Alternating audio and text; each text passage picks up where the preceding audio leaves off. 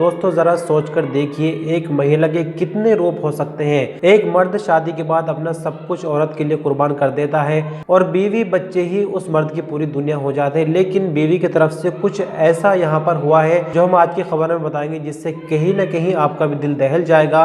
इसके अलावा गुलदार को लेकर भी जनपद बिजनौर से अपडेट आ रही है, साथ ही पोस्टमार्टम की रिपोर्ट को लेकर भी कुछ अपडेट हुई है, उसके बारे में आपको बताएंगे। और एक डॉक्टर के साथ 12 लाख की रंगदारी का मामला आया है। कई महत्वपूर्ण खबरें जनपद बिजनौर की है। वीडियो को बिना स्किप किए अंत तक बने रहिए। आदाब, नमस्कार, सलाम, सत श्री अकाल। मैं मोहम्मद साकिब एक बार फिर से आपका स्वागत है न्यूज़ 1 बिजनौर पर।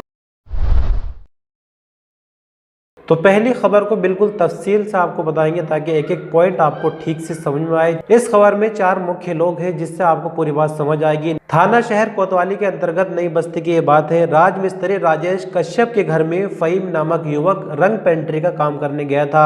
राजेश कश्यप की बीवी का नाम रीता है। यहाँ आपको बता दें कि पेंट करते करते फहीम का राजेश की पत्नी रीता के साथ प्रेम प्रसंग चल जाता है और पेंट का काम खत्म होने के बाद भी इनका मिलना जुलना लगा रहता है, जिसकी खबर राजेश कश्यप को हो जाती है। और इनमें पहले भी नोकझोंक हुई है। कोई भी मर्द हो इस बात को बिल्कुल भी बर्दाश्त नहीं करेगा कि उसकी बीवी किसी और के साथ इस तरह से मेल जोल रखे।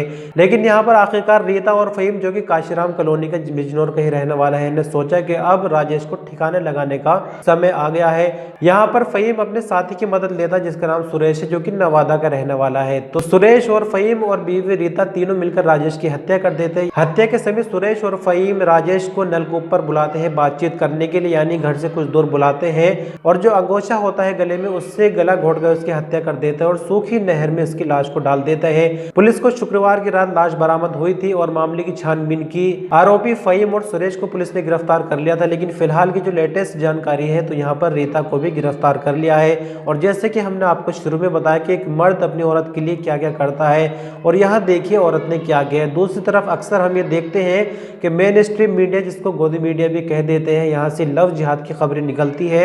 लेकिन यहाँ आप ये बताइए कि लव जिहाद की खबरें बनाने का मसाला कौन देता है? जो रॉ मटेरियल होता है, कच्चा माल होता है, वो कौन देता है? क्या ये घटना अगर किसी बड़े शहर में होती, मेरठ, दिल्ली, गाजियाबाद, मुंबई वगैरह में, क्या ये मेन स्ट्रीम मीडिया में नहीं आते? क्या इसको लव जिहाद का नाम नहीं दिया जाता? जरा इस पर गौर कीजिए और सोचिए कि फहीम पेंट का काम करने राजेश के घर गया था, तो यहाँ पर प्रेम प्रसंग चलने का मामला आखिर किस तरह से फिट बैठता है? यदि फहीम ने ईमानदारी से काम किया होता और अपनी ड्यूटी का धर्म निभाया होता है कि मुझे यहाँ पर काम करना है, यहाँ पर अच्छी परफॉर्मेंस देनी है, सही से रंग का काम करना है, ताकि राजेश के रिलेटिव भी देखे और वो पूछे कि किस पेंटर साहब ने काम कराया है और मुझे रेफर करे, मुझे और काम मिले। लेकिन यहाँ देखिए इसके उलट अपनी नजर में गंदगी रखी और अंजाम देखिए कि अब या तो जेल में सड़ना पड़ेगा या हो सकता है कि यहाँ फांसी की सजा भी आने वाले समय में हो जाए।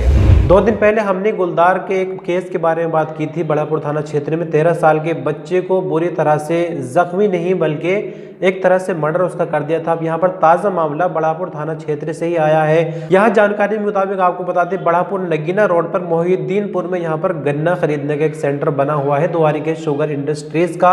और शाम के वक्त सेंटर बंद हो जाता है। जो कर्मचारी वगैरह वो भी चले गए थे। यहाँ पर एक चौकीदार कह सकते हैं, मजदूर यहाँ पर एक रुका हुआ था, जो एक झोपड़ी सी बनी होती है सेंटर पर, उसके अंदर था।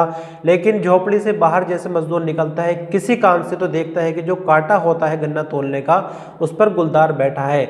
और इससे पहले कि वो शोर मचाता, गुलदार उसकी तरफ बढ़ता है, लेकिन किसी तरह वो शोर मचाता है, आसपास से लोग इकट्ठा होते हैं। लेकिन तब तक गुलदार उस पर हमला कर चुका था। मजदूर बहुत ज्यादा नहीं बल्कि मामूली चोटें यहाँ पर मजदूर को आई है। उसके बाद तुरंत ही जो सेंटर के कर्मचारी होते हैं वो तुरंत सेंटर पर लौट आते हैं और यहाँ मजदूर को अस्पताल में भर्ती कराते हैं।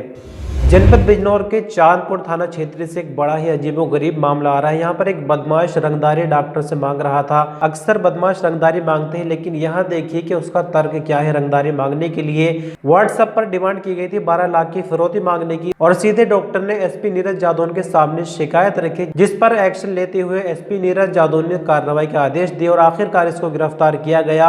आपको बता दें कि इस शख्स का नाम इंतजार पुत्र नन्हे है, जिसको गिरफ्तार कर लिया गया है। साथ ही साथ इससे 315 बोर का एक तमंचा और एक स्कूटी और मोबाइल भी बरामद किया गया है। और यहाँ खबर के मुताबिक जानकारी ये भी आ रही है कि 1 दर्जन से ज्यादा मामले इस पर पहले से दर्ज है।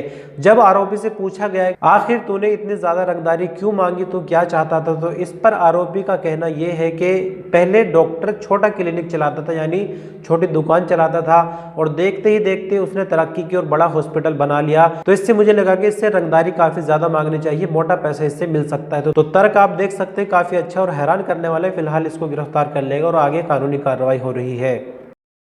कल दिनांक 3 नवंबर 2023 को जनसुनवाई के दौरान मेरे समक्ष थाना चांदपुर के रहने वाले एक चिकित्सक एक रिटन एप्लीकेशन लेकर प्रस्तुत हुए। उन्होंने ये बताया कि उनसे व्हाट्सएप कॉल के माध्यम से एक अज्ञात व्यक्ति 12 लाख रुपए की रंगदारी मांग रहा है। इस एप्लीकेशन का तत्काल संज्ञान लेते हुए थाना चांदपुर पर अभियोग दर्ज किया गया तथा स्वैट टीम, सर्विलांस टीम एवं थाना चांदपुर पुलिस को निर्देशित किया गया कि इस अज्ञात व्यक्ति के विरुद्ध वैधानिक कार्रवाई करें। टीम ने सफलतापूर्वक घटना का अनावरण करते हुए मध्यरात्रि को इस अभियुक्त, जिसका नाम इंतजार है, जो कि मंडी धनौरा जनपद अमरोहा का रहने वाला है, उसको घायल अवस्था में गिरफ्तार किया। इसके पास से एक तमंचा 315 बोर, इसके पास से घटना में प्रयुक्त मोबाइल फ़ोन, एक स्कूटी बरामद की गई है। इसकी जब क्रिमिनल हिस्ट्री चेक की गई तो उसके विरुद्ध जनपद अमरोहा में लगभग आधा दर्जन मुकदमे दर्ज पाए गए, जिसमें गैंगस्टर और लूट के मुकदमे शामिल हैं। इसका उपचार कराया जा रहा है। इस केस में समस्त वैधानिक कार्रवाई की जा रही है। तो पोस्टमार्टम की रिपोर्ट को लेकर अपडेट है। इससे पहले हम ये देखा करते थे कि पोस्टमार्टम की जो रिपोर्ट आती है वो हाथ से लिखी हुई होती थी, जिसको यदि अदालत में पेश किया जाए तो जज साहब को भी उसको समझने में और पढ़ने में परेशानी का सामना करना पड़ता था। लेकिन अभी जो वर्तमान में बिजनौर के अंदर डीएम मौजूद है, उन्होंने इसमें बदलाव किया है और एक ऑपरेटर को नियुक्त किया गया है। कंप्यूटराइज्ड अब रिपोर्ट मिलेगी, यानी बीते दिनों से इसको शुरू कर दिया गया है। जो भी डेटा होगा, जो डेथ बॉडी है उससे रिलेटेड, उसको कंप्यूटर में टाइप किया जाएगा, फॉर्म को फिल किया जाएगा और उसका बाकायदा प्रिंट आउट मिलेगा, जिसको अदालत में या जहां भी पोस्टमार्टम की रिपोर्ट को दिखाने की जरूरत पड़ेगी, चीजों को अच्छे से समझा जा सकेगा और आगे जिस काम में भी उसको इस्तेमाल करना होगा वहां उसकी परफॉर्मेंस पहले से बेहतर रहेगी। तो जैसे कि इस खबर के दौरान भी हमने जिक्र किया गुलदार को लेकर, और 2 दिन पहले खबर बता दी कि 13 साल का जो बच्चा था खतरी वाला गांव से उसको उठा लिया था और बच्चे की मौत हो गई, जिससे ग्रामीणों में काफी रोष था वन विभाग को लेकर। तो यहाँ पर वन विभाग ने आनन फानन में 2 पिंजरे लगाए थे खतरी वाला गाँव में, जिसमें एक एक करके 2 गुलदार जो है वो फंस गए हैं। बकरी और कुत्ते को यहाँ चारा बनाया गया था गुलदार को पकड़ने के लिए। एक नर गुलदार, दूसरा मादा गुलदार, 2 गुलदार जो है पिंजरे में कैद हो गए हैं, जिसको वन विभाग ने अपनी कस्टडी में ले लिया है। यहाँ ग्रामीणों ने थोड़ी सी राहत की सांस ली है, क्योंकि हाल ही में 13 साल के बच्चे की एक मौत हुई है, जिससे पूरा गांव खौफजदा था। साथ ही साथ यहाँ वन विभाग का कहना है कि जो कुत्ता और बकरी को इस्तेमाल किया गया था वो बिल्कुल सुरक्षित है। तो यदि कुछ जरूरी खबरें जनपद बिजनौर को लेकर इसी तरह से लेटेस्ट अपडेट हम रोजाना शाम 6 बजे लेकर आते हैं, तो 6 बजे समय निकाल कर ये वीडियो जरूर देखिएगा। इस वीडियो पर अंत तक बने रहना, कीमती वक्त दें, इसके लिए शुक्रिया।